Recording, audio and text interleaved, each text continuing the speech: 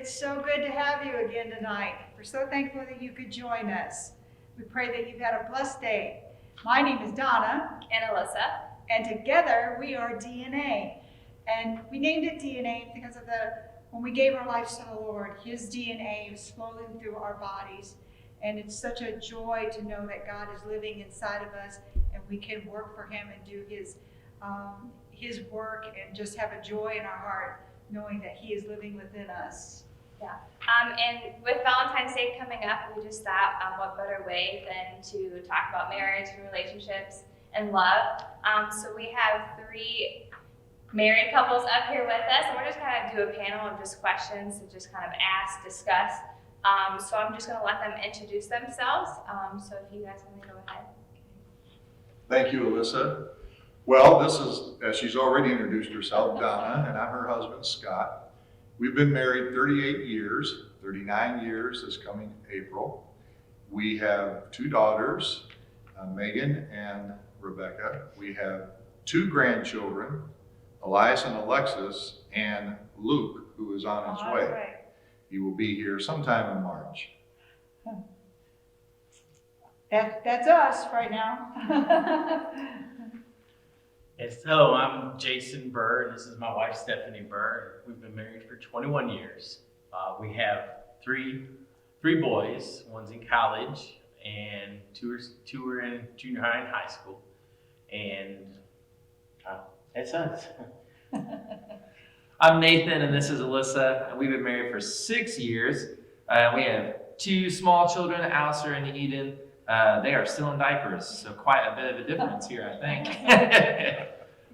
Yeah. So we just want to go ahead and just begin, and I will start with the first question. So our first question here that we have is, what is the most joyful part of your marriage?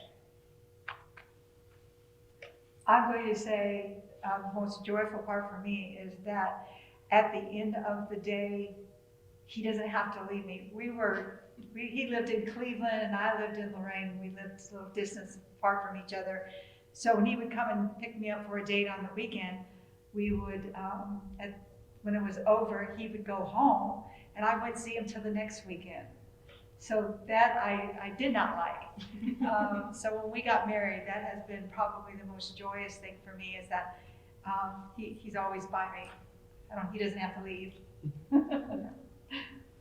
So I think ours would be, yes, we have the Lord to help us fight our battles, but it's also nice to know that you have a spouse that you can go to and say, hey, pray with me, be with me, I need this, so that you don't feel like you're fighting alone. Even though you have the Lord and you're not fighting alone, it's always nice to know this person's fighting with you.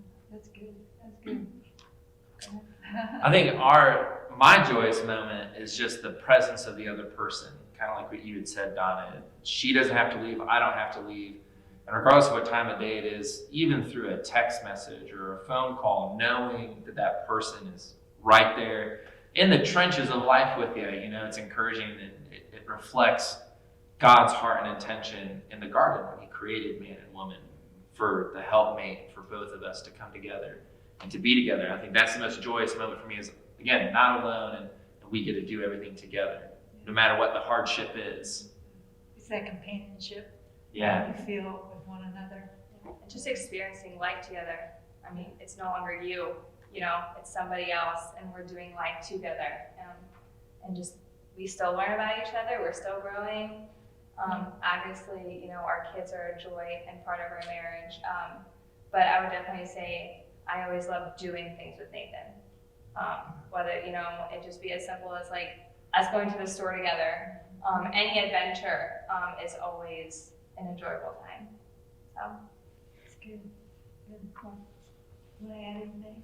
Oh yeah, definitely. I have a lot I can add here. I'll keep it short though. Yeah, it's a 30-minute program. Oh, okay. I'll try to keep that in mind. To me, what brings joy is just the idea that we get to share our lives with each other.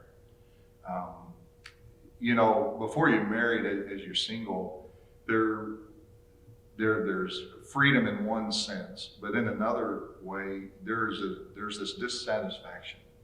And I know that, You know, when we married right away, there was joy complete because I felt like there was complete satisfaction. And I discovered there is freedom in marriage as well.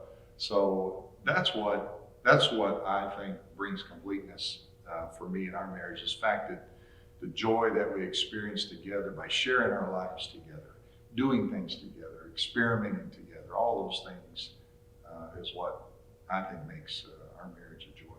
Complete. Anybody else? Okay, here's another question. It's a double question here, so I'm going to ask both of them. How do you handle serious arguments? And how do you stay in sync, strong and compassionate in the marriage through unresolved disagreements? So, how do you handle serious arguments? Plus, how do you work through all those things and have when it's an unresolved disagreement? I would think they want us to tackle that one first. I just sense that right here. You know, here's what I believe with that. You have to address when there's differences.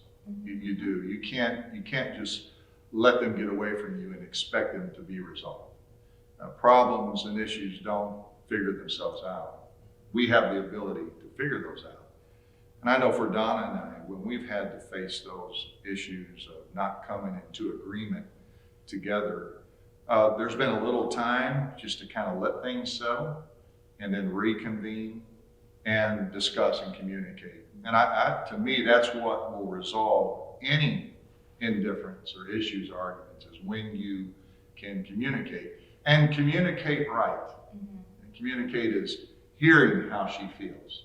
You know, that's where I want to know, did I say something, do something to make her feel a certain way? And if it's something she didn't like, I want to be able to know how to deal with it when that rolls around again. So to me, I think that communicating is the key to resolve an argument. You're going to have arguments, no matter how short or long you've been married. You're going to have arguments, but it's important to resolve the arguments, the disagreements, and you do that by coming together. I think one of the things that shifted my thought process on this was at the beginning of COVID, everybody's life changed. And I was at home, Alyssa was at work, and there's this stress and ebb and flow of things moving. And I would get upset or, irritated, and there'd be something unresolved, and it would permeate my spirit and color my interactions, not only with her, but with my kids and with other people. And reading the scriptures and coming to this one, that I had to come to her in an understanding way when something was going on. And it's deeper than just, okay, I have to understand where she's coming from, what she's thinking. It's humbly submitting my thought process and my own feelings and putting them aside, taking the time to understand, where is Alyssa coming from? Why is she coming from that? And what lens is she viewing me in? So it's really, you hate to use the cliche, putting myself in her shoes, but I have to understand, why is this so unresolvable for her? Because in my mind, it's simple. You need to come to my side. And in her eyes, it's simple. I have to come to her side. But that was something I told her, especially at the beginning of COVID, because roles switched and flipped. I have to understand where you're coming from, and you have to understand where I'm coming from. So we preface it. I tell her, hey, not today, not tonight, but I have to talk to you about this. She now has prep time, and we give it a time frame. In 3 days, we're going to convene on the couch and have a discussion about this. But I want to understand, and I need to have that understanding. And we have to pray and be humble in ourselves, I found, for me to do that in the right spirit so it can be resolved only through God, I believe. And I feel like, you hate to say this, but there's almost a practice. You have to try, you're not going to go straight into an argument and know exactly how to handle it the first time. That's right. Nathan has learned through, I don't want to say we haven't had many, but from the first year of our marriage to now, obviously he knows how to communicate to me. he knows, okay, I can't say this. I need to come to her in a very like approachable manner, like tone of voice, everything. He's learned that, like, and that allows me to feel more comfortable, more open to talk to him, not shutting down. So, I mean, there really is a practice of like, how do you want me to communicate when we have arguments? Like, what's easier for you? What works for you? Or like, like, I'm sorry, I came on too strong. But we're very communicative to like how we both receive and take communication. And I think you have to be really open to learning about that for each other.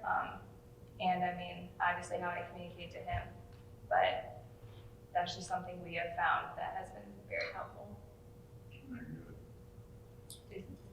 I'd like to say that after 21 years of marriage, that we get in arguments and we handle them correctly every time. But obviously we don't, because we make a lot of mistakes. And you learn, like you said, you learn from each other. You learn over and over how to approach each other, and so you do it properly by not sparking that fire anymore. We don't, a lot of our arguments really tend to come from the same thing, mostly over children, Yeah. and things like that, but every argument's different. So sometimes the way you approach the last argument has to be approached different next time, so we learned that. And I think to the bottom of that question, the second part of that question is, how do you move forward with unresolved issues? You don't. I don't think you do. You stop, you make sure that those issues are resolved, no matter which way they, you get them resolved, with the Lord's help, prayer, and sometimes there are big arguments where you got to take time and come approach it 3 days later, and sometimes they got to be resolved right now, so it's just every situation. But don't put it aside and pretend it's going to go away, because it's not going to go away. It's always going to be that stumbling block. Mm-hmm. It's just always going to be there. Drive a wedge between. It's Right. always a wedge. Right. between you. So that has to be resolved. The Bible encourages us to not go on with our life without first dealing with issues. When we demonstrate true companionship and realization and a willingness to come alongside of one another, we're really demonstrating the Lord in our life. God is being reflected because we're choosing to resolve. We're not looking at it as, well, I'm just letting it go. And we can't do that, because then we know the dangers of that when we don't deal with matters, especially when they're spiritual, that we must ask the Lord to help us with. I have found often I've called on God, Lord, help me to use wisdom, help me to show love toward my spouse and how to resolve this issue. Because my goal and ambition is to make her better, because in turn I'm better. And because of that, God can shine through our life. So the word's very clear, we can't have indifference toward anybody, especially our wife. Well, on a much lighter note, for our next question, how did you know that you met the right person? I knew before he did. She did. She knew. I knew before he did that he was the one for me. Yeah. I just, how they always say, oh, you'll just know. That was true for me. Mm-hmm. I knew. And so. And I wanted to know, Yeah. but I was too afraid. I kept backing off. See, the Lord really wrecked my plans. I had planned to get married when I was 25, and I got married when I was 21. No regrets. But he used Donna to intercept my life, and of course hers. And at first, she did know right away, and I knew that she knew. Mm-hmm. But I did not want to yield to that just yet, and I guess I just fought and resisted. Not for too long. No, you didn't. Not for too long. She won me over. See, I didn't know. I was walking down the aisle to a man that I only knew for 3.5 months in a nice long white dress, going, oh my gosh, I don't even know this guy's birthday. But here we are 21 years later and 3 Oh my kids. God. And it worked. It worked. And I think it worked through our upbringing, Mm. you know, determination. Yeah. So yeah, 3.5 months, girls. Get your man. I knew without a doubt when I met her the first date we went on. I called my brother afterwards and said, I found the girl I'm going to marry. I knew everything about her just brightened me. Just everything about her eyes, her smile, her laughter, everything about her just lifted me up, you know, and I just knew that this is the woman that God had for me. But on our first date, you slammed my thumb in the car door. But you still knew. And she still kissed me goodnight. I knew I could screw up and it would be okay. In most cases, you don't see that working out because, first of all, God was left out. Where with you, you guys had your upbringing and you trusted the Lord, and that's why it's worked. Yeah, Yes. with you. You have praying parents, no? That's exactly Yes. it. That's Amen to exactly it. I think for me, Alyssa and I have a bit of a stumbling relationship in the beginning. We'd known each other for 11 years now. So prior to us dating and being engaged, I knew her, and I think God had created that attraction from the very get-go. But I think it didn't solidify for me until 5 years later, after things I had put her through in our friendship, to where the last time I had talked to her, she said, "Don't talk to me again. I don't want to hear from you." And when I was at my lowest, I reached out to her, and I knew in that moment, through the grace and the love she still showed me by saying, "Look, I'm going to talk to you and help you. And we'll talk about what's past our friendship later. Right now, I think I know what you need." And I think through that, it was from that moment, and that was 3 o'clock in the morning. She answered my message, and I knew, all right, that's the one that I want to pursue. And because of that grace, I didn't know it at the time, but that was what was calling me, was her heart showing through regardless of pain or things that had hindered her before. And I said, man, if I can only be worthy of that type of love, even in a friendship, that's what I wanted. You're welcome. 6 years of marriage. 6 years of marriage. He's still wooing her. Just, yeah. I would definitely say, kind of like Nathan has said, when we had first met, there was definitely an attraction. Timing was not right. We were both kind of talking to other people at the time.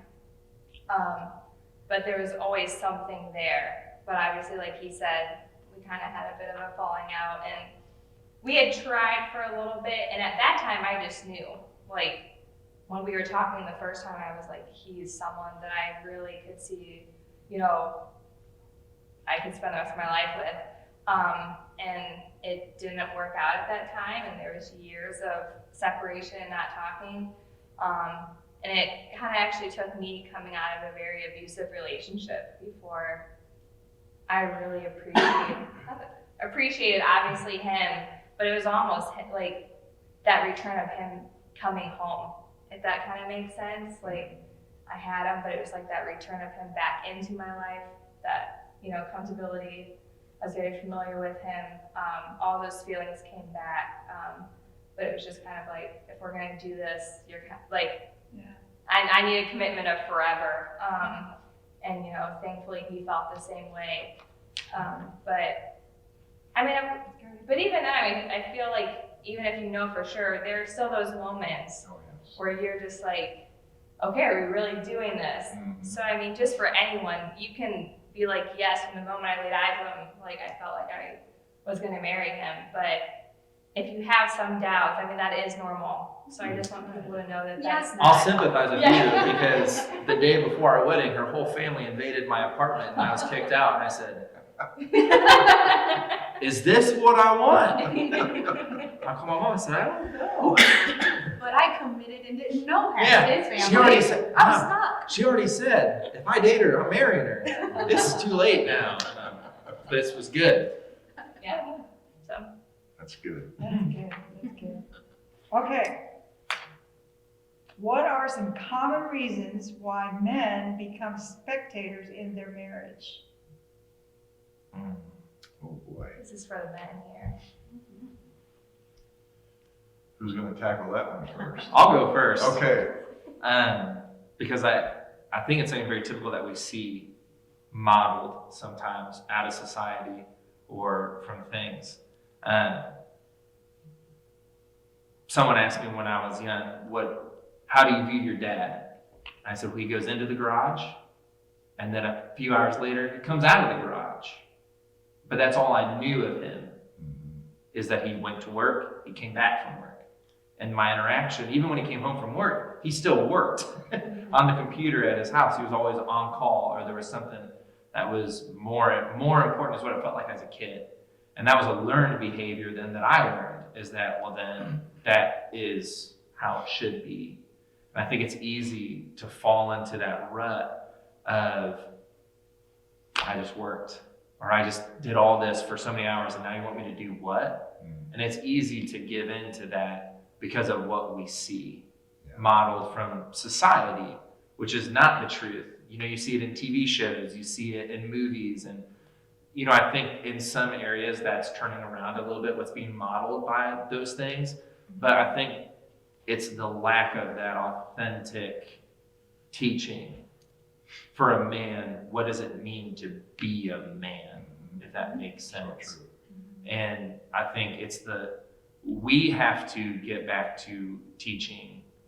And we as men who have found it and who have gripped a hold of the truth of the scripture and what God wants out of us, that holy mandate of manhood, of what God has charged to a man as being more important than what the world is offering to a man. Because there's a difference. One's a mantle, and we're charged with that, and we have to, at the end of our life, measure up to that. God's going to say, okay, here's what I gave you. What did you do? Versus the enemy in society, in the world, saying, here's what I can offer you now. And that, I think, is why it's easy for men to slip into being a spectator, because it is easier. It's easier for me to spectate Alyssa walking both kids up the steps into our house and getting them down and changing their diapers and getting their food ready and getting them, you know, their diapers changed for bed and in bed and brushing the teeth and saying the prayers. We are woman. Yeah. You know, I look at all of that and all the things that go into life. And I'm like, I don't want to do that. I don't have the energy for that. I don't even have the energy to get off the couch right now. But I should. And I have to. Because I don't want my son to say the same thing. Right. Daddy goes upstairs, Daddy comes downstairs. That's tip now where I work. I go up into the room, I close the door, and I come out of the door when I'm done. And I don't want that to be the same. So even though it's easy to become a spectator, it takes discipline to break that and to not be that spectator. One thing to remember is just like you said, you know, you come home, your dad came home, you come home. Yeah, there's days I come home and I just want to sit. I mean, I've had a really rough day. There's days I come home and she's just wants to sit. She's really had a rough day that she don't want to deal with stress of school stuff that the kids are going through and things like that. And as a dad, you got to step up, you know, and take care of some of those issues and take care of some of those problems. And just remember that when you get married, when you become one, you know, you don't get married so you got a cook and a babysitter and a house cleaner and a laundromat. You don't get married for those reasons. You get married because you become one. You love one another, you cherish one another, and you do not sit back and let the other one do all the work. You know, it's a team thing, it's a team effort. And you don't, nice like you said, Nate said, you don't want your kids to sit there and go, I don't know my dad.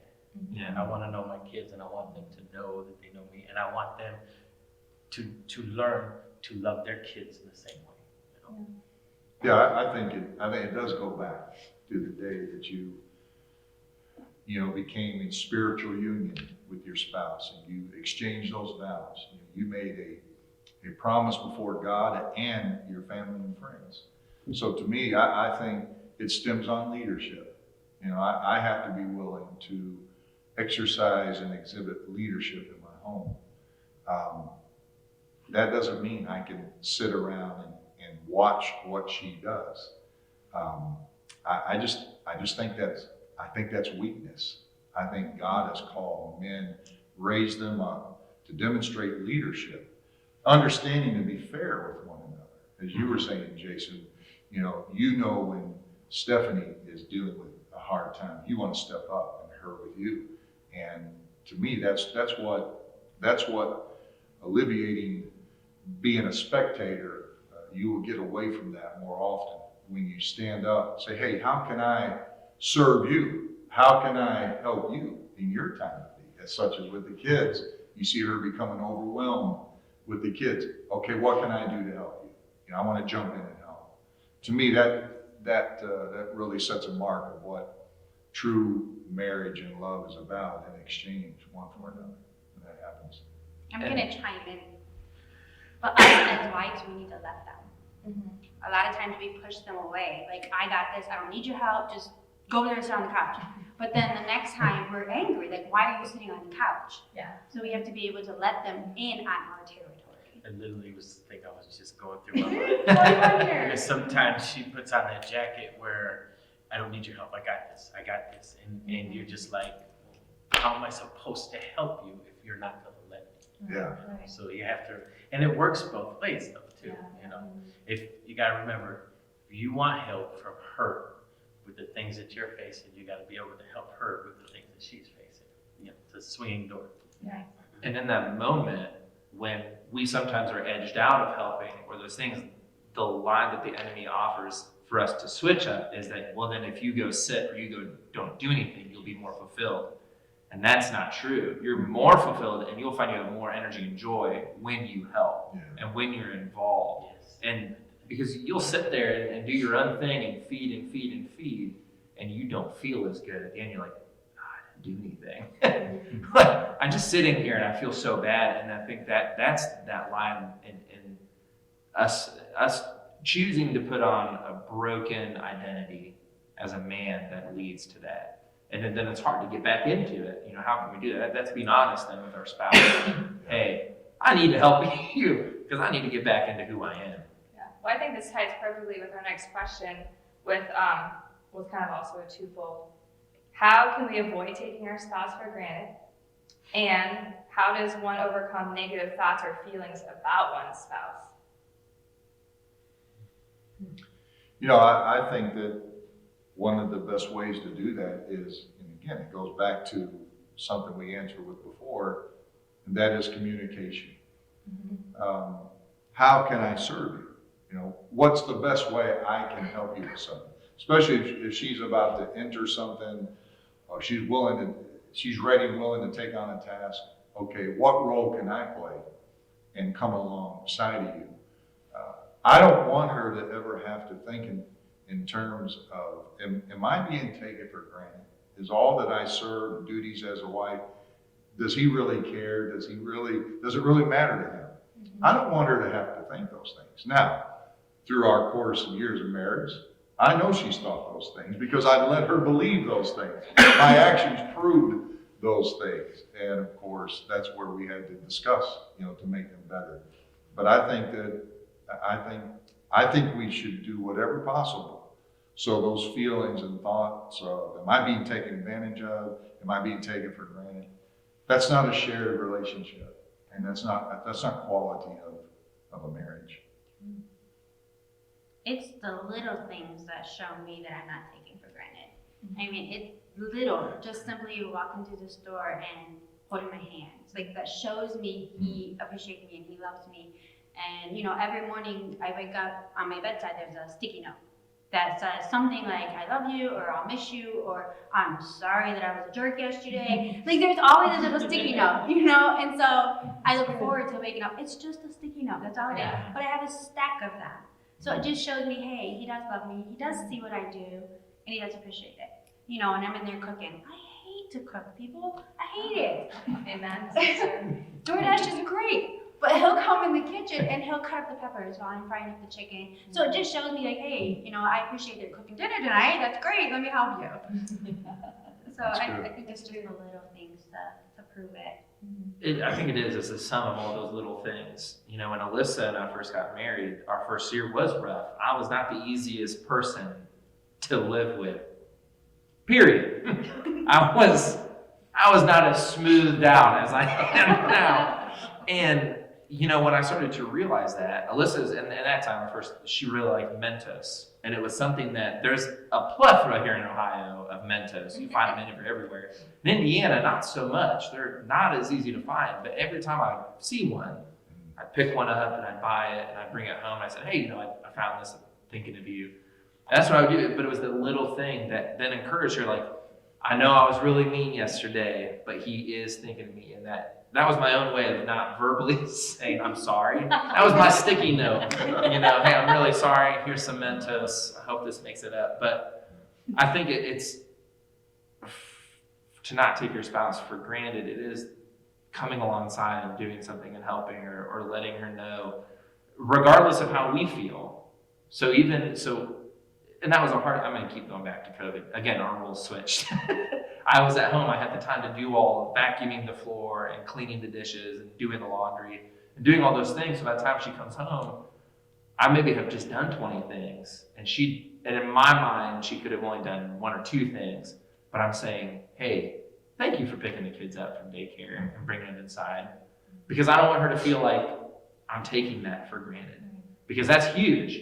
I am not going to go do that when I have all the other things going on because I don't have that time, but she had the time. And I think it's taking those moments because with that, when we take a spouse for granted, is when those negative thoughts come in. And we have to battle those by, I think, switching our lens of how I view her. I can't view her as me. How does God see her? Because God entrusted her to me. Right. And that's hard. That's still a discipline.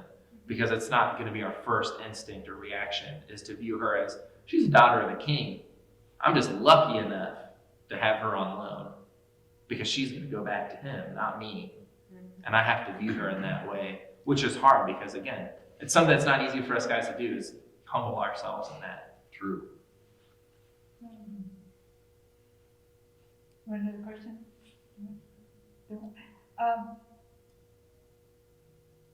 How should marriage and family consideration affect one's choice of employment and recreation? This will be our last question. I'll end it with a bang. I'll start off. It never should. It never should. Nothing should come before your family, besides God. Nothing. Whether it's hanging out with my friends and going to a football game or watching sports on TV, no matter what it is, it should never come before her. It should never become before my children. All right, and when you prioritize that stuff, even your job, when you prioritize that higher than your family, when it becomes more important, then you lose your family. You lose touch. You lose that connection that you have. You start becoming a spectator. You know, so I think no matter what, you can never let those things come before your family. Yeah, you know, different people, different couples, you know, the needs vary. Yes. You know, sometimes couples do need some space from one another. You know, they need to have times where they can break away, have sometimes alone time, sometimes be with friends, be with other family. And there's nothing wrong with those things, as long as they're not out of balance. Mm-hmm. I have to remember why I wanted to get married. I have to go back to that. I've seen marriages really get in trouble quick because one or the other thought that they could still live the same pattern of lifestyle as a single person after they got married. What they forgot was now he or she's first before my friends or before all these other people. And you're right, Jason, God has to be first. Our family has to be right after that. We have to remember God has blessed us with these things. And we've got to treasure them and cherish them and pour out our heart and love for our spouse, especially after the Lord, our spouse first. And she doesn't mind, and I don't mind her breaking away from time to time I and tell him hanging to. out. Yeah, she encourages I me tell him, to. like, when you guys are doing the bike riding, the guys were on, when it was summertime. I said, you go, do you mind if I go? I go, no, just go. I want you to. I want you to enjoy it. Because I know what a good husband he is to me. I think when we realize that, we don't mind if you want to go do something or you want to do something extra. So it wasn't you wanted me out of the house. No. So she could have it all to herself. It was truly genuine. I want him to have fun with the guys. I want But him that's to- where trust comes in too. Yes. I think a lot of women are like, oh, no, you're staying here with me because I gotta have, Yeah. No, you gotta trust, your husband has to know who he can go hang out with and Yeah. who he can't hang out with as a married man, And, insecurity, I think, plays a part in this too. right? Sometimes it go either way, husband or wife, one or the other feels insecure entering a marriage for whatever reason. It happened in their upbringing or it happened with another relationship. And they almost like they want to smother the other and not let there be a chance for them to just break free for a little bit. But I think balance is important. And especially if it's what the other spouse is encouraging, like you did me, and I'm sure as well. Those things, they have to be healthy and there has to be discussion. And I think all that is good. One of my favorite analogies to use along the lines of balance within the marriage is every aspect of a marriage or your relationship, your life is like a box garden because they are separate. There's different parts of who we are and what we need to be fed and be healthy. If I tend her gardens well in the areas that I can, then I have to encourage her to tend the gardens I can't get to because that's hers and vice versa. We have to make sure because when each box garden of our life is healthy, that's what allows us to have a healthy marriage. And part of that is communication and speaking. It's healthy for her to go and have time with friends, but I have to be able to tell her, this is what I'm okay with. This is what makes me feel safe. This is where I think the integrity of our marriage still holds and maintains itself. Right. And that's just weeding away those things that don't then allow the weeds to grip and have hold. So it's not only allowing those box gardens to be fruitful, but also to be healthy. I think that's what's important. But it's that balance. We have to allow that time for each thing. Alyssa likes to call them tanks. Well, your love tank is full now, or my love tank is full. And communicating that is like, okay, hey, my tank is full. If you overflow me, I'm going to be done. We have to be mindful of that as well. Great point. How's your tank? Yeah, my tank's probably lower. He has a big tank. I have a much smaller tank as far as needing fulfilled.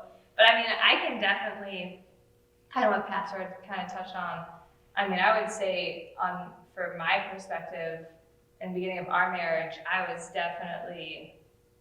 had those insecurity problems due to the relationship I had just come out of. And that's for another time. But also bringing into the marriage. So there's a lot of things that I really had to work through those trusts and hey, this is what I'm comfortable with. This is not what I'm comfortable with. I really just kind of wanted to keep them with me and not really, but really it all just came back to even through that, he just showed so much patience with me, grace, whatever it's comfortable, okay, we'll kind of take our time. But through that, I just remember he does so much for me. He definitely, I always tell him he's a much better husband than I am a wife to him, as far as the love that he shows me daily. But I think we do have to reflect, he does so much, and so it's so little for me to return the favor. Yes, you also need that time. You also have a lot on your plate, and I need to also give him that time to go out and replenish, renew, whatever he needs to do to feel good about himself, or just really de-stressing from work, or anything. So I think it's also important for that as well. But it's all about balance. Yes. Of keeping our marriage, but also work, kids. How do you handle all of that and juggle it? Yes. It can be a challenge, but it's important to talk about. and working together. Yeah. Well, we're going to have to close her down. I hope that you have enjoyed this session. We thank Alyssa and her husband, Nathan, and Stephanie and Pastor Jason, and my husband for joining us tonight. And we pray that you have a blessed week. And we'll see you back here in a couple weeks Yeah. for our next DNA. Have a blessed night.